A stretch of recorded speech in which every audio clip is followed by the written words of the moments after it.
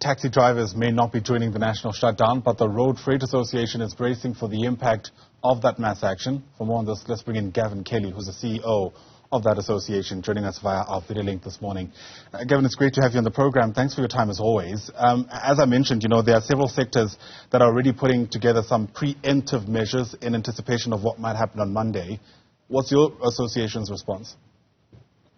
Oh, good morning to you. Good morning to your listeners. I think everyone in the first instance is trying to make sure that we're going to mitigate or prevent or reduce any sort of risk to both our drivers and our vehicles and anybody who's going to be around wherever logistics plays. So the first thing we've tried to do is as many deliveries as we can that may have happened on Monday. We've tried to do those before that. And we've had our members speaking to clients and general operators speaking to clients to see if they can't do it now, could they do it after Monday. So that's the first thing we've done. Then obviously we've got a number of important communication channels set up. We've got a number of little JOCs, joint operation centers around the country, where SAPs and private security and the operators can very, very quickly communicate with one another where there are problems on the road, where the hotspots are, so that those who are on the road can actually avoid it, because there are some goods we are going to have to transport on Monday. And then, of course, we're looking after the fuel transportation, that we've got commitment from the South African Police Services to escort that where it needs to be escorted. But generally, we're trying to make sure that those deliveries that don't happen on Monday, those vehicles that don't have to move, don't move, so we reduce the risk. Yeah, and that's the thing, isn't it? I mean, in many instances, you can't really afford a complete halt of operations because of the ripple effects that might cause, especially when you think about supply chain processes.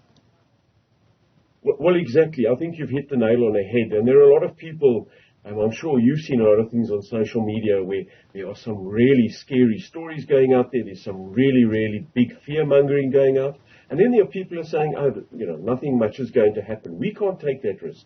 We've got drivers and loaders and packers on those vehicles, and there are people around those vehicles who could get caught up if something happens on the road. So we've really just got to say, okay, on Monday, let's reduce that risk. Let's not put, them in harm's way or in temptation's way. Yeah. The difficulty, of course, is that your drivers on any other day become targets of just ordinary criminality. I can't believe I'm saying that, but it's a reality in South Africa, right?